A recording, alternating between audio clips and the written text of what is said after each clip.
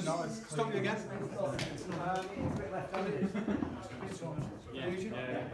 Alright, so that's fine.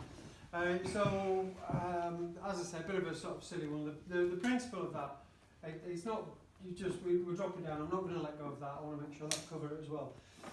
The idea is that, you know, if you want to try and find a gap, then you need to ideally go with the same kind of level, the same plane, you know, and don't go on a cross section, because, and it's, you know, there's a silly thing like if I just go for a hit and tuck my elbow in, you know, there's every chance I'm going to be getting in with that kind of technique rather than hitting here. If I go with something where I'm dropping my elbow in, you know, there's a likelihood I'm going to sort of find that gap, that little slither of an entry point. So that's all this was really, it's just kind of dropping in for something lower. A bit more practical, a bit more sort of realistic and usable is getting him to do something so I can build on a reaction. You just started pushing there. That's interesting. That's fine. I'm going to do that on you. So what I'm going to do is I'm going to push with an elbow. I'm going to push with the elbow. When he pushes back, I'm then going to change this here around. So I'm going to press and round this way. So we get the Mun Sau and round. So we step, get this last one here, round, and the tan. So in this case, I'm going to push in with the elbow, and as soon as I feel something back, I'm going to use that to a tan and a Jeng Sau, spade hand. So really simple. On the other side, I'm going to push and round. So I'm going to push, so you see where he's springing back to. So I'm pushing in there, I'm going to push. I'm well aware that this one might hit, that's why I'm keeping a cover on it. So I'm going to push, and when he springs back, I'm going to allow that to go. And I'm not also just going to let go of his arm there, I'm keeping contact as I slide up. So that's what I'm going to do. I'm going to push, round, and keep the contact throughout. If he came over with a hit, I'd be moving as well. So I'm going to be well aware of that. So from here, I'm going to push, release, and Jeng Sau. So that's a nice simple kind of flow that we can get with this. Cool. Do you want to try it?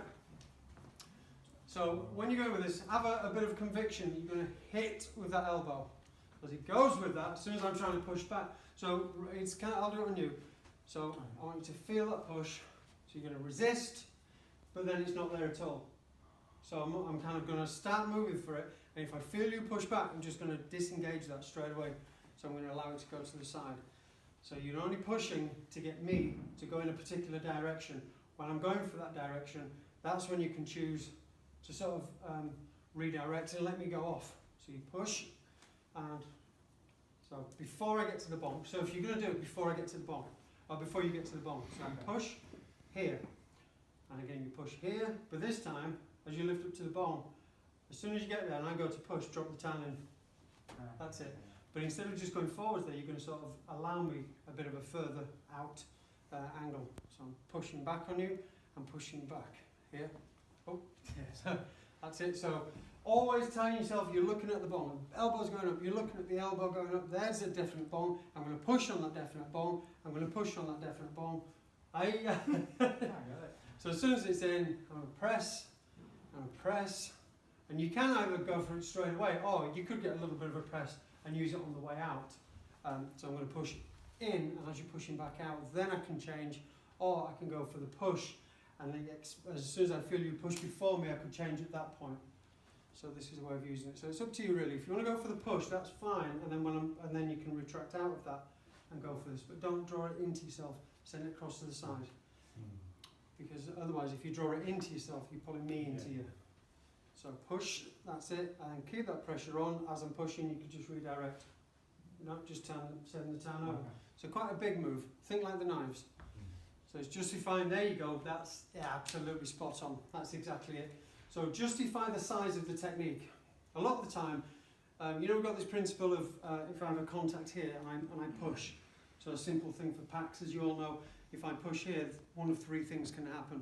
If he matches it, I can pack. If he overpowers me, I can lap. If he absorbs, I can gum. So we've kind of got that choice. This is quite close. We wouldn't normally do a big move, but in this case, you're going to allow that big move. So in this one, as I'm pushing, you're going to send it out to the side. So but don't draw it in. So that's it, and that's going to deflect me anyway. But pulling me in is kind of an unnecessary addition, really. So push, That's it, then bong here. Again, push, push.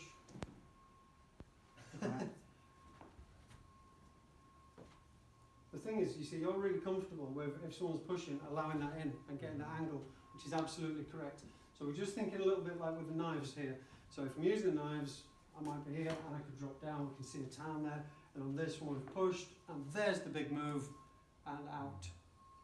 Now, if in that big move he then comes underneath, you know, we're still in play, that's fine. I'm just giving you an option. What we should never do is, we were talking before about, it's very easy for people to be very good at a technique.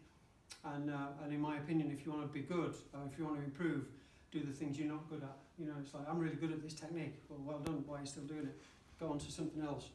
And we end up being a one-trick pony. So the important element is that with your training, you've got a full confection that you find on two hands, single hand, energy, relaxation, long range, close in, wherever it might be. So this kind of technique, the fact that we might kind of be able to get some pushing, and then have this absorb, that's fine. But I also want to be able to get that pushing, and something that's bigger as well. You know, because if you're taller than me, I might need to use that long range, you know, that kind of thing. So it's always worth playing. But have a little go with this, and as I say, what we're going to do then, a little push on here, and then as you're pushing forwards, almost think of keeping the elbow where it is, in that distance. So you're going to sit and rotate the whole thing out, this. So kind of almost making your technique, that's it, yeah, it's like you're on the stage, you know, you want like the people at the back to see it. Enunciate your technique, darling. So that's the one, yeah. I'm just waiting for that to go on the YouTube. It's going to make enunciate your technique, Thomas. Push. But just don't pause on that bong for long. So it's still rolling.